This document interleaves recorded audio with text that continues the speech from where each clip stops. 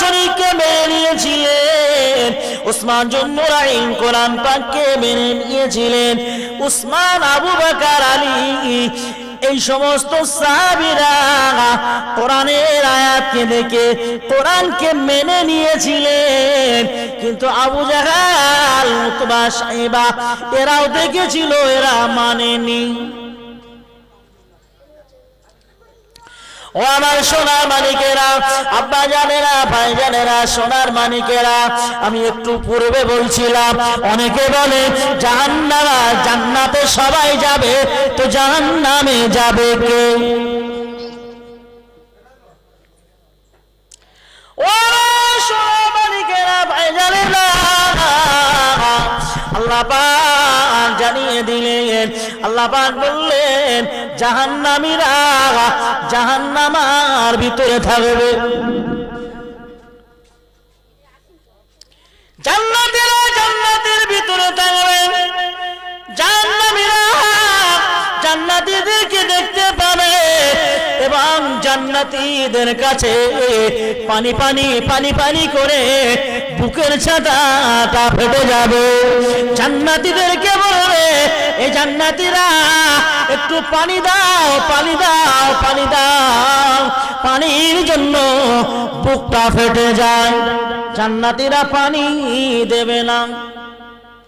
দেখতে পাবে জাহান্নামীরা জান্নাতীদেরকে। জান্নাতীরা বলবে, এ আল্লাহর বান্দারা, তোমরা দুনিয়ায় গিয়েছিলে, আমরাও তো দুনিয়াতে গিয়েছিলাম।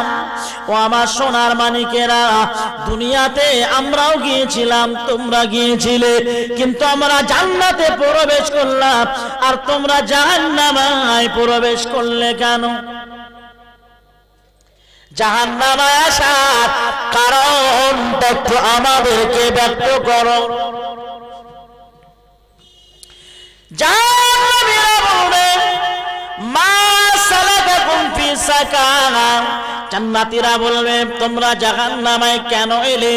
জাহান্নামীরা বলবে, ক্বালু লাম নাকু মিনাল মুসাল্লিন, অর্থাৎ আমরা দুনিয়াতে নামাজ আদায় করতাম না। আমাদের জাহান্নামায় ঢোকার সর্বপ্রথম কারণ হলো নামাজ পরিত্যাগ করা। ওয়াজ অনেকে শোনে, যারা ওয়াজ শোনে সবাই নামাজ পড়ে নাকি? এই ওয়াজ শোনা ফরজ না নামাজ পড়া ফরজ? নামাজ পড়া ফরজ।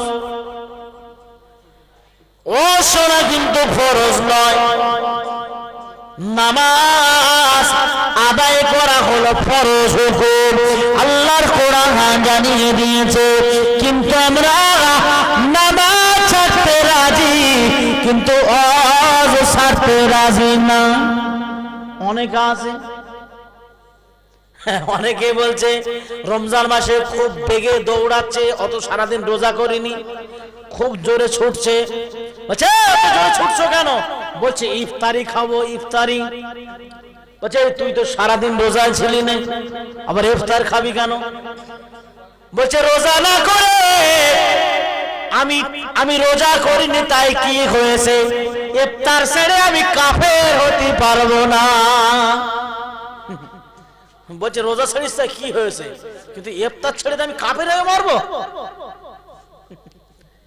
আরে ফতোয়া, সাংঘাতিক ফতোয়া নাকি?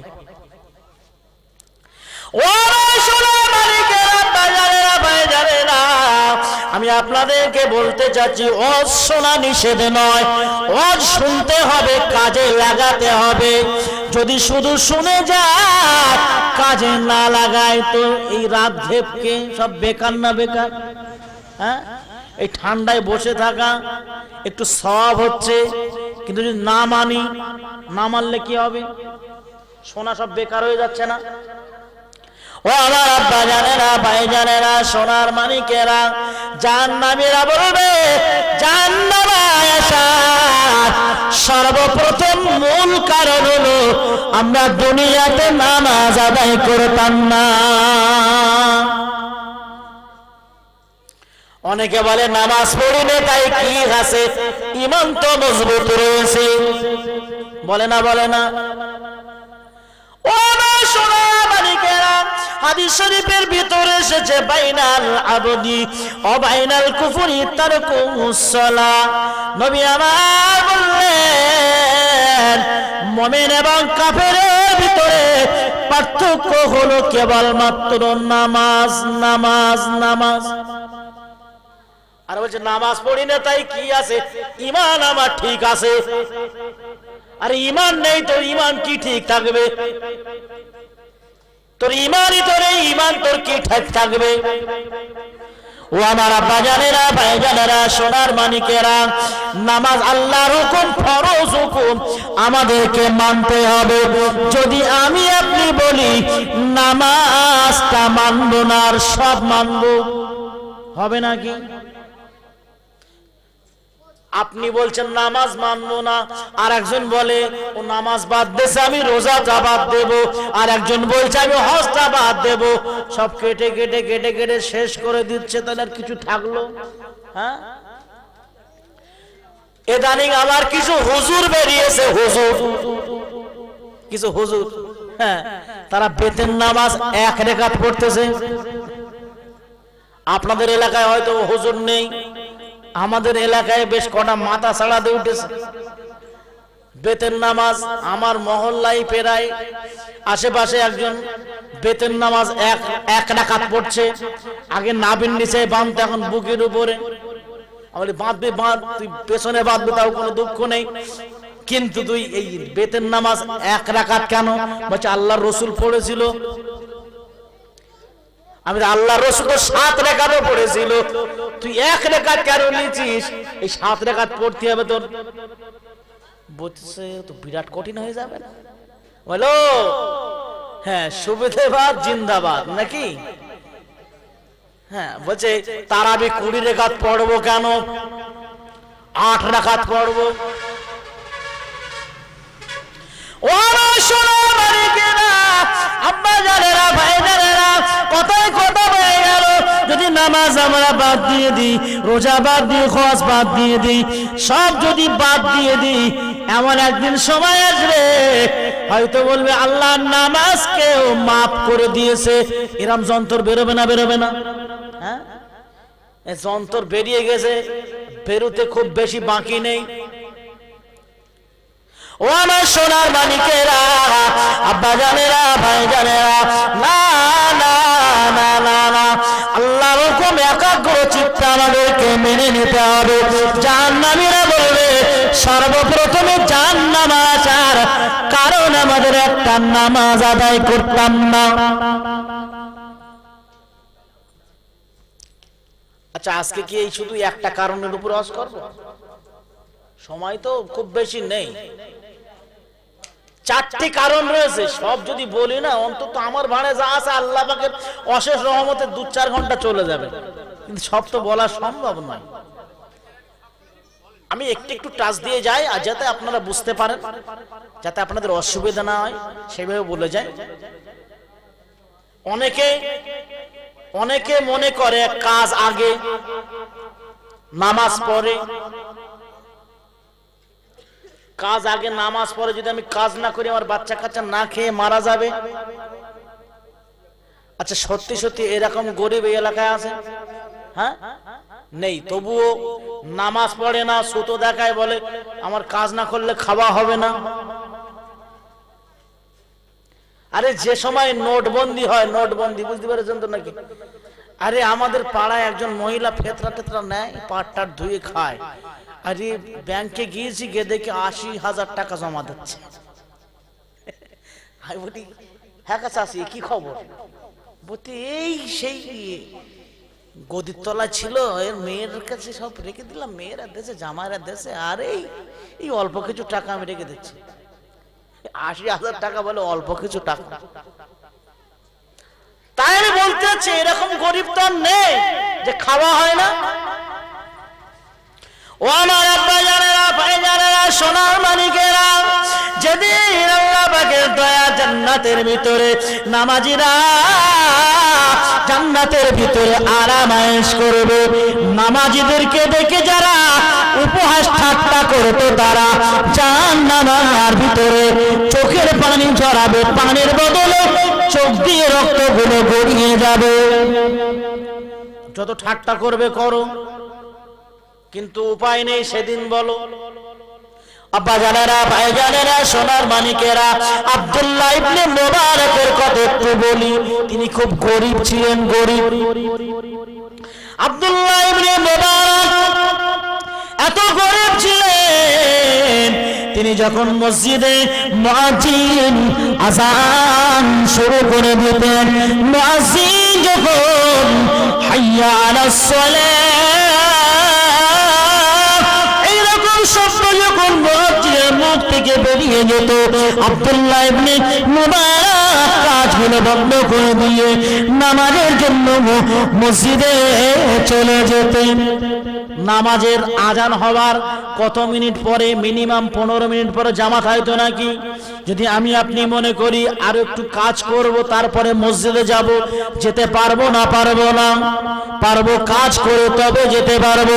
কিন্তু আব্দুল্লাহ ইবনে মুবারক না না না না, তিনি যখন আজান শুনতে পেতেন তিনি লোহার কাজ করতেন, লোহা পেটানোর কাজ করতেন। তিনি হাতুড়িটা যদি লোহার উপরে মারার জন্য, আঘাত করার জন্য উপরে যদি তুলে দিতেন, ওই সময় যদি আজানের ধ্বনি কানে চলে আসতো, হাতুড়িটা ফেলে দিয়ে নামাজের জন্য ছুটে ছুটে মসজিদে চলে যেতেন। জোরে বলুন সুবহানাল্লাহ। কিন্তু জুমার নামাজ হচ্ছে, জুমার নামাজের জন্য আজান হয়ে গিয়েছে।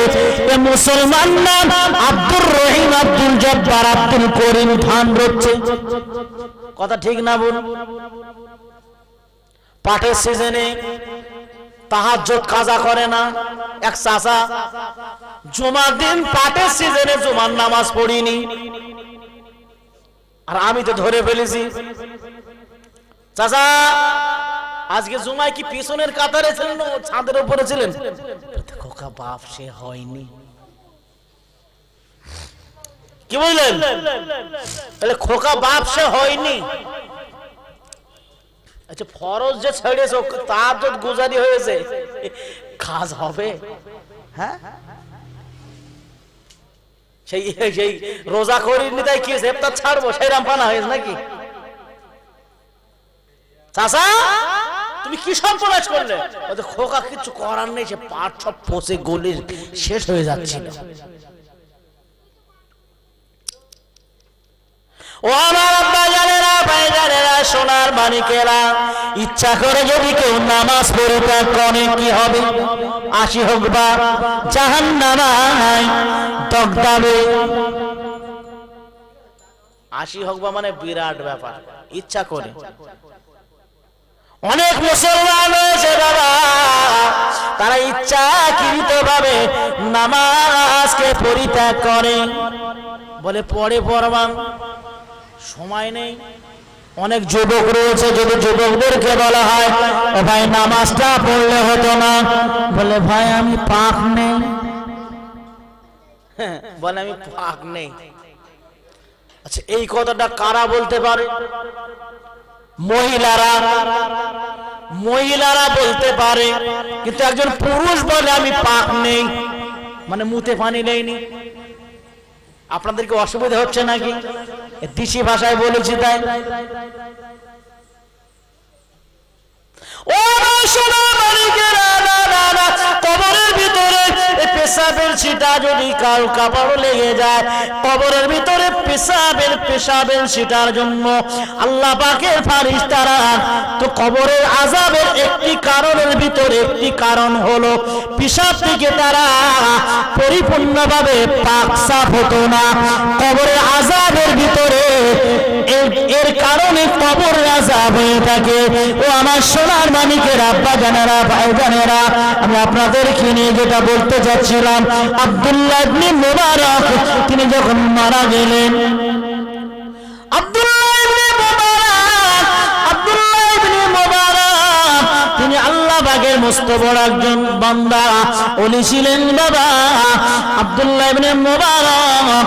তিনি আল্লাহ পাকের আজান হয়ে যাওয়ার সঙ্গে সঙ্গে মসজিদে চলে যেতেন বাবা। তিনি আমাদের মতো ধনী ছিল না, লক্ষ লক্ষ টাকার মালিক ছিল না, দুতলা বাড়ি, টাটা সুমো গাড়ি, জলকর বাস লরি ছিল না। তবু আজান হলে আল্লাহ পাকের স্মরণে তিনি চলে যেতেন।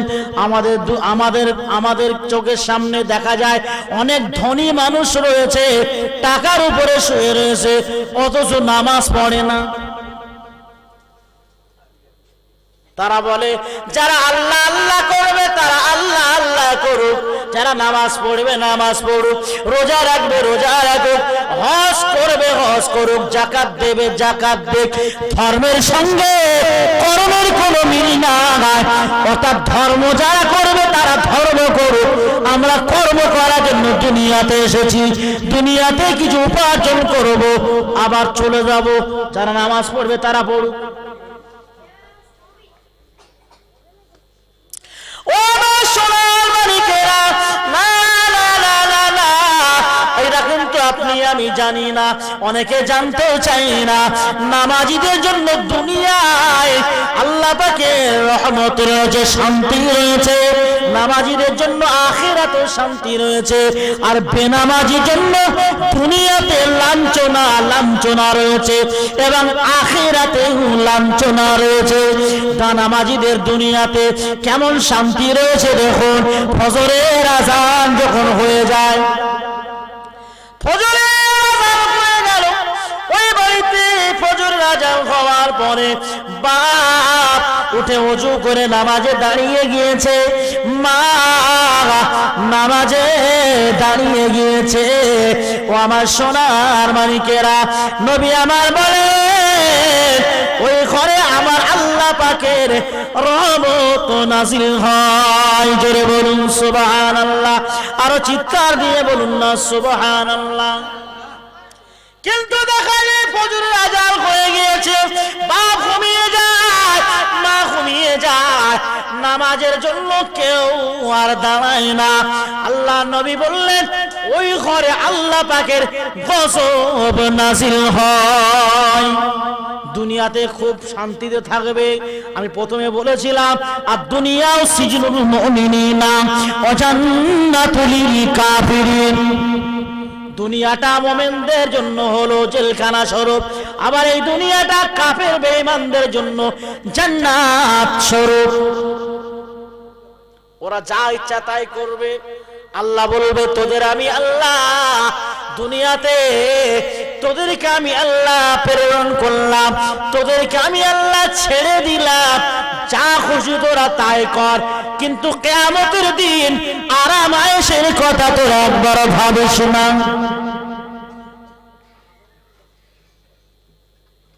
দরুদ শরীফ আল্লাহুম্মা সাল্লি আলা,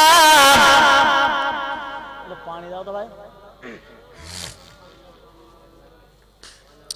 ওয়ালা আলি সাইয়্যিদিনা। আমি কেন একা করে যাব, আমি কেন একা করে যাব। নামাজ হবে মোর গোরের বাতি, রোজা হবে মোর মাতার সাথী, ওই আমি তাদের সাথে রব। আমি কেন একা করে যাব, নবীর কোনে মামার সঙ্গের সাথী, নামাজ হবে মোর গোরের বাতি, ওই আমি তাদের সাথে রব। আমি কেন একা করে যাব। আল্লাহুম্মা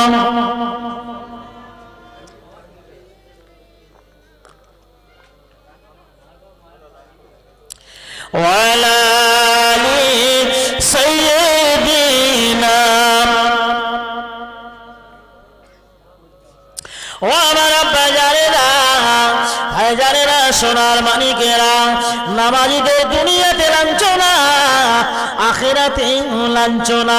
তারা বলবে জাহান্নামে আসার সর্বপ্রথম কারণ হলো নামাজ ছেড়ে দেওয়া, নামাজ পড়তাম না। এ বিষয়ে অনেক বলা যাবে। জাহান্নামীরা বলবে ওয়ালাম নাকু নুতিমুল মিসকিন, আমাদের জাহান্নামে আসার দ্বিতীয় কারণ হলো দুনিয়াতে যারা অসহায় ছিল তাদেরকে আমরা সাহায্য করতাম না। দুনিয়াতে যারা অসহায় ছিল, খাওয়া হতো না, তাদেরকে আমরা সাহায্য করতাম না। আমরা জানি তেলা মাথায় সবাই তেল দেয়, উক্ষ মাথায় কেউ তেল দেয় না। আপনাদের এলাকায় নেই, আমি আপনাদের এলাকার কথা বলি না। অনেকে ছেলের জন্মদিন পালন করেছে, মেয়ের জন্মদিন পালন করেছে, যদিও মুসলমানিতে খাতনাতে মানুষজনকে বলা যায় না। খাতনা দেওয়ার সময় গোপনে লুকিয়ে লুকিয়ে দিতে হয়, বেশি লোক যেন না জানতে পারে। কিন্তু আমাদের এলাকায় বিরাট প্যান্ডেল, বিরাট ব্যাপার, ফুচকার দোকান, এটা সেটা সব ভর্তি। কি খবর? না আমার ছেলের মুসলমানি। যদিও খাওয়ানো যায় না মুসলমানিতে, তবুও শুনে রাখুন ওই মুসলমানিতে, ওই খাতনা বাড়িতে দাওয়াত পাবে কে? ওই গ্রামের মেম্বার, ওই গ্রামের মেম্বার দাওয়াত পাবে। শুধু তাই না, স্কুলের মাস্টারটাকে একটু বলতে হবে। দাওয়াত তো এরা পাবে, শুধু তাই নয়, দাওয়াত পাওয়ার পরে এদেরকে যত্ন সহকারে খেতে দেওয়া হবে।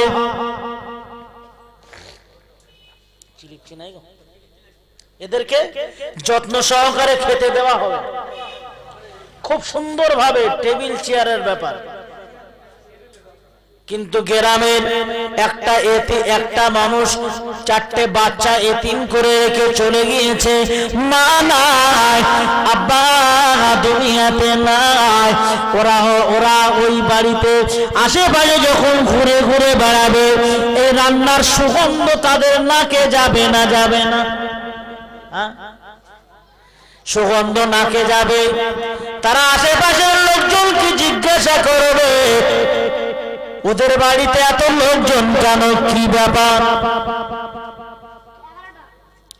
ও সোনা মানিকেরা, ওই বাচ্চাগুলো যখন শুনতে পাবে পাশের বাড়িতে বিরাট ব্যাপার, খুব সুন্দর আয়োজন করে মানুষজনকে খেতে দেয়, তখন ওই বাচ্চারা নিজের আপনজন যদি কেউ থাকে দুঃখ করে তাদেরকে বলে আমাদেরকে কি একবারও দাওয়াত করেছে নাকি?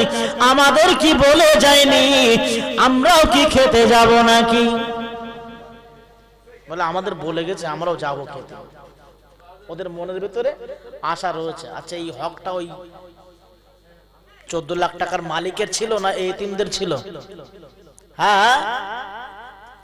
ও সোনা মালিকের বাজারেরা, বাজারেরা, না না না না না, অনেক মানুষ রয়েছে, অনেক মানুষ দেখা যায় এই কঠিন শীতের ভিতরে তাদের ঘরের ভিতরে যদি প্রবেশ করা হয়, শীত কি জিনিস বোঝা যায় না।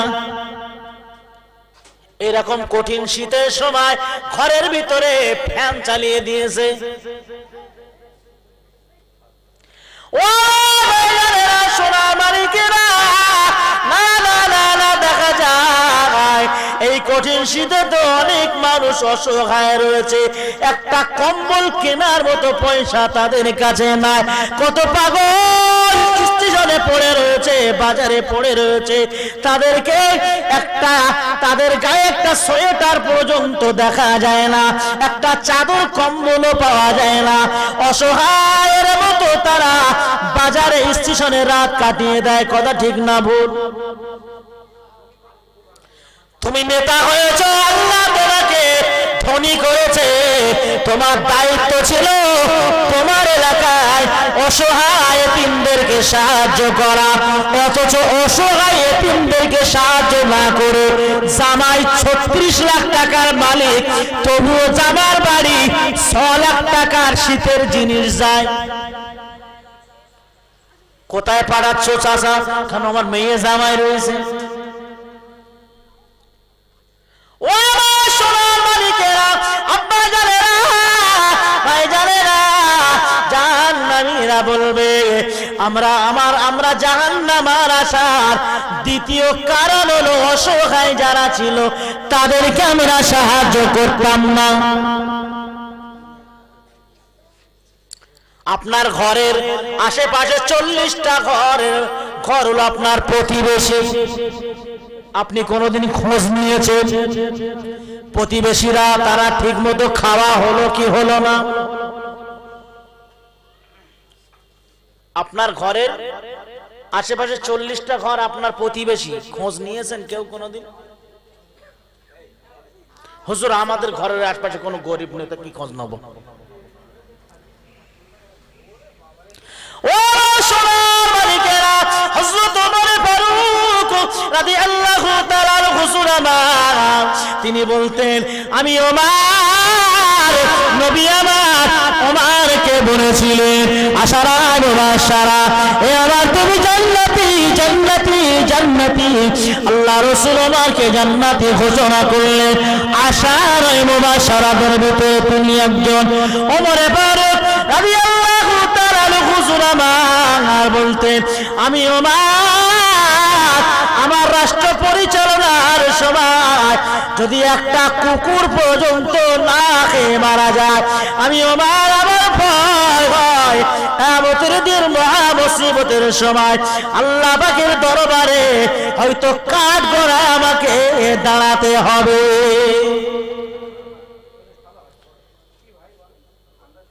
তিনি আশারায়ে মুবাশশারা জান্নাতীদের ভিতরে একজন সাহাবী।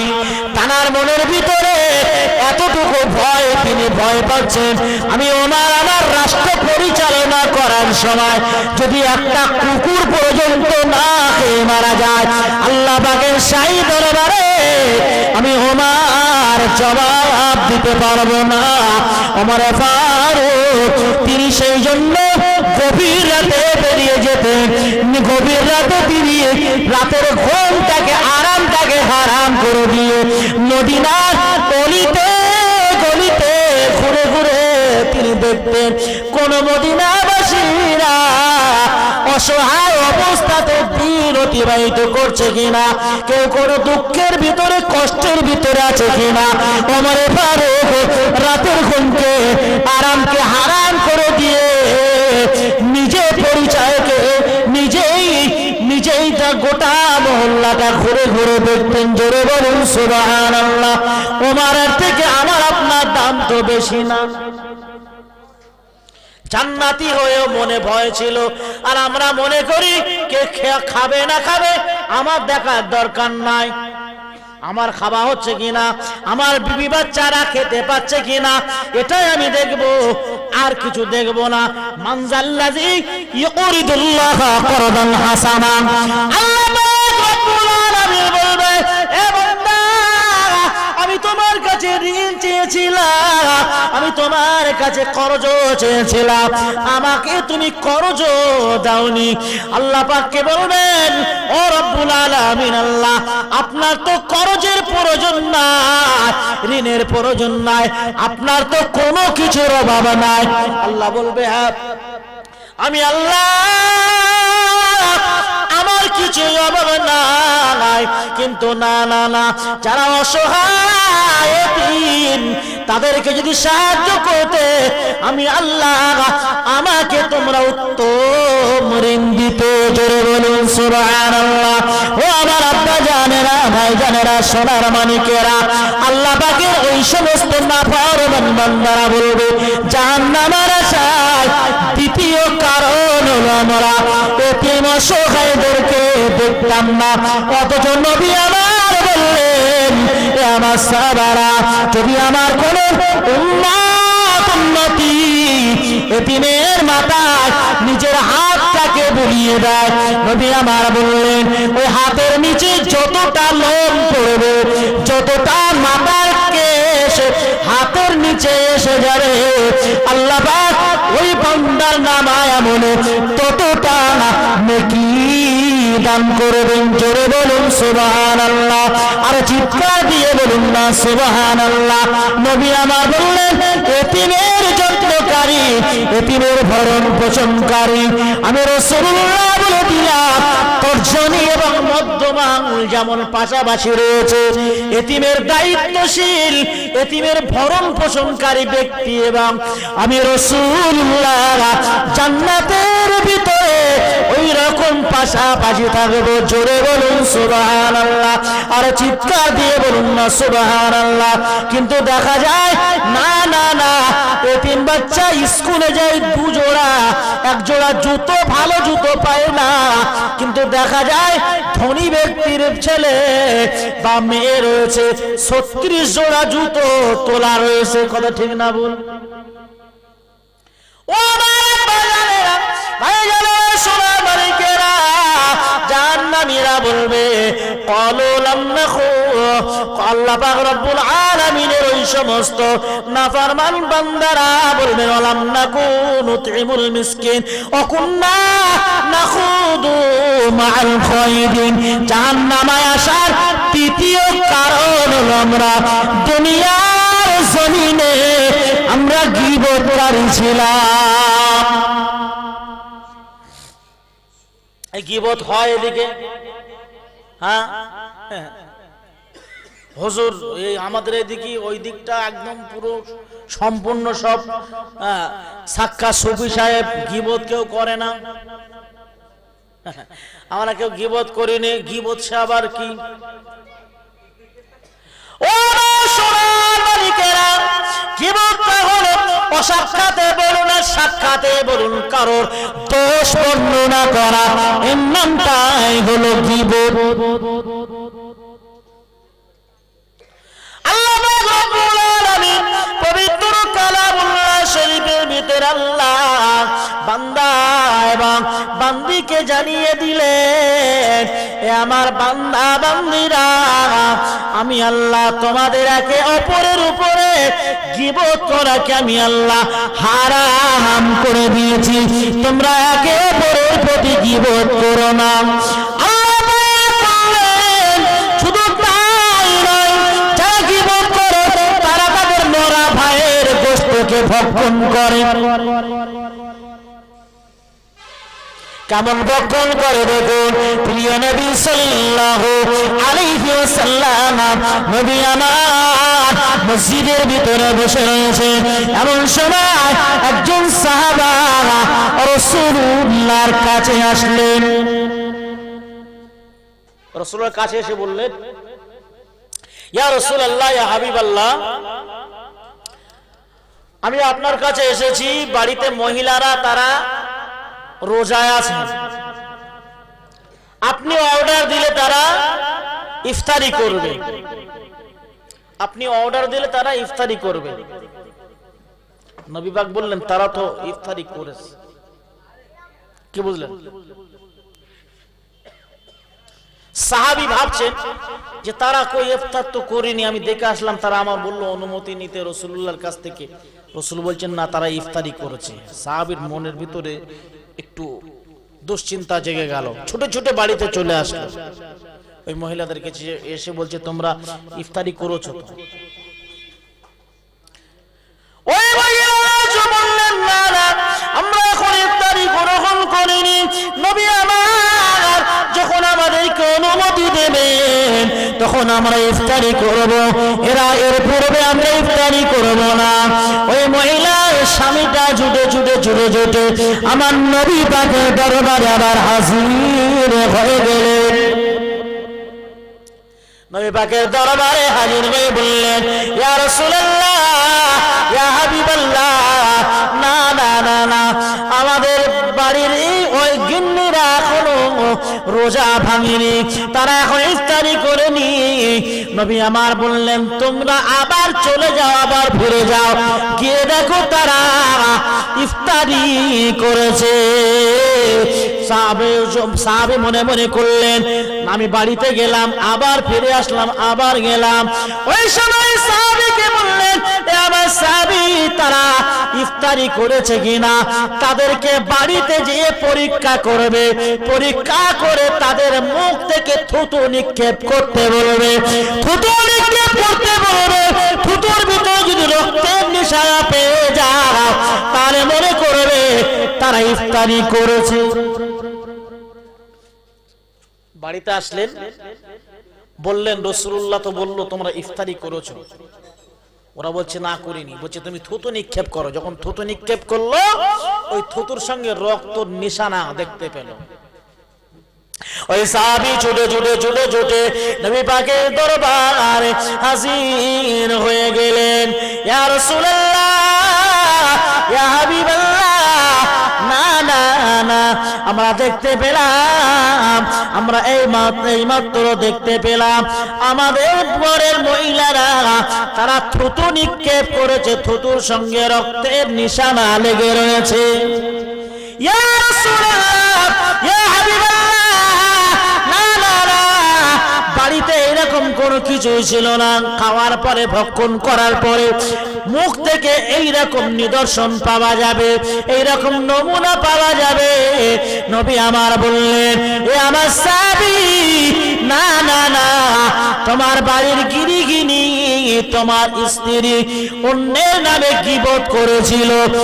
আল্লাহ পাক বললেন যারা গীবত করবে তারা যেন তাদের মরা ভাইয়ের গোশতকে ভক্ষণ করলো। লামা আখিহি মাইতান ফাকারিহতুম, না না না না, এ আমার বান্দারা, তোমরা তো তোমাদের মরা ভাইয়ের গোশতকে খেতে অপছন্দই করো, তবুও তোমরা কেন গীবত করো? আমাদের সমাজে গীবত আছে না নেই? মসজিদে নামাজ পড়তে বসেছে কাতারে, তাসবিহ তাহলিল কিছু করে না, একবার এর গীবত ওর গীবত, তাসবিহ টানছে অথচ গীবত করেই যাচ্ছে, অথচ তাসবিহ দানা অটোমেটিক ঘুরেই যাচ্ছে। আচ্ছা তাসবিহ পড়তেছ নাকি? তাসবিহ দানা ঘুরছে কিন্তু মানে গীবত করেই যাচ্ছে। কে কি করেছে, কে কি করে, সারা দুনিয়ার গল্প মসজিদের ভিতরে, ও আর সময় পায় না। মসজিদের ভিতরে গল্প তো গল্প, সে বিভিন্ন প্রকারের গল্প। ও সোনা মালিকেরা, আব্বা জানেরা, ভাই জানেরা, না না না, আল্লাহ পাকের নবী আমার বললেন আল গীবাতু আশাদ্দু মিনাজ জিনা, গীবত কেমন ভয়ানক শুনুন। নবী আমার বললেন গীবত হলো জিনা চাইতে মারাত্মক। যদি জিনা করে, আমাদের ভারতে আমাদের দেশে এরকম হয়তো সিস্টেম নেই, মানে সেই এমন এমন এমন জায়গা আছে যারাই রক্ষক তারাই ভক্ষক। কথাটা বললে বেশি বলা হয়ে যায়। ও বাজারেরা, ভাইজানেরা, সোনার মানিকেরা, আজ পর্যন্ত কোরআনের আইন, আল্লাহ পাকের নবীর দেশ আরবের জমিনে কোরআনের আয়াত, কোরআনের আইন বর্তমান আরবের জমিনে এখনো আছে। সেই জন্য চুরি করলে হাত কেটে নেয়। অনেকে বলে আবার বিচার হলো নাকি? নবী আমার হাত কাটার অনুমতি দিয়েছিলেন। সাহাবীরা প্রশ্ন করলেন, হে রাসূলুল্লাহ, হে হাবিবাল্লাহ, হাতটা কেটে নিলেন। নবী আমার সেদিন বলেছিলেন, হে আমার সাহাবীরা, যদি আমার বেটি ফাতিমা তিনি যদি চুরি করতেন, আমি রাসূলুল্লাহ ফাতিমার হাতটাকে কেটে নিতাম। কোরআনের আয়াত আইন আজ পর্যন্ত জারি রয়েছে সৌদিতে। যদি কেউ জিনা ব্যভিচার করে, বুক পর্যন্ত গর্ত খনন করে পাথর নিক্ষেপ করে হত্যা করা হয়।